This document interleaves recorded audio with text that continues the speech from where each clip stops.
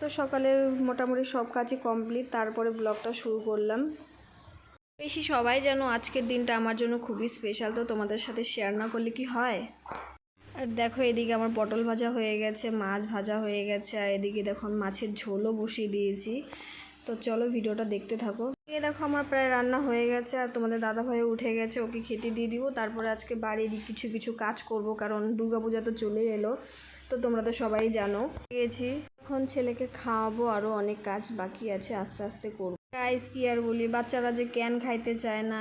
তারপর দেখো দুজনে আমরা স্নান করে চলে আসলাম, আর এখন আমি পুজো দিতে যাব। আর ছেলে দেখো আমার সাথে কেমন দুষ্টুমি করছে। তারপর মোটামুটি ছেলেকে একটু রেডি করিয়ে দিলাম, আর সারাক্ষণ শুধু দুষ্টুমি। এখন টাটা দিয়ে দাও। দেখো তোমাদের টাটা দিয়ে দিল আমার ছেলে। আসছি সলাই নিতে, আর গিয়ে দেখি ছেলে আমার আগে, ছেলের পুজো দেওয়া কমপ্লিট। দেখো আসনে সব থালা সব সাজিয়েছে, দেখো সমস্ত কিছু দিয়ে রেডি। বাবা অনেক সকালে উঠে, তাই বাবা সকালবেলা ফুল তুলে রেখেছে আমাদের গাছের। ফাইনালি পুজো দিয়ে আসলাম রুমে, আর আমার ছেলের ঘুম পেয়ে গেছে, এখন ওকে আমি ঘুম পাড়াবো। তো চলো টাটা।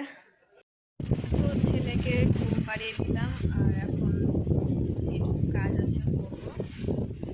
এই দেখো আমার পাপা ঘুমিয়ে গেছে, ছেলেকে রেখে আসলাম ঘুম পাড়িয়ে। আর এগুলো সকালবেলা ধুয়ে দিয়েছিলাম, এগুলো মা বাবার রুমের পর্দা, তো হয়তো শুকিয়ে গেছে, এখন ঘরে লাগাবো।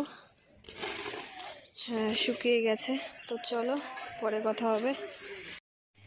ছেলে ঘুমিয়ে আছে, আর এগুলো এখন লাগাবো, দেখো। তো চলো টাটা। এখন বাজে 3টা 23। দুপুরে সবারই খাওয়া দাওয়া শেষ, আর এখন রাতের জন্য আয়োজন হচ্ছে। তোমরা তো সবাই জানো আজ আমার বার্থডে।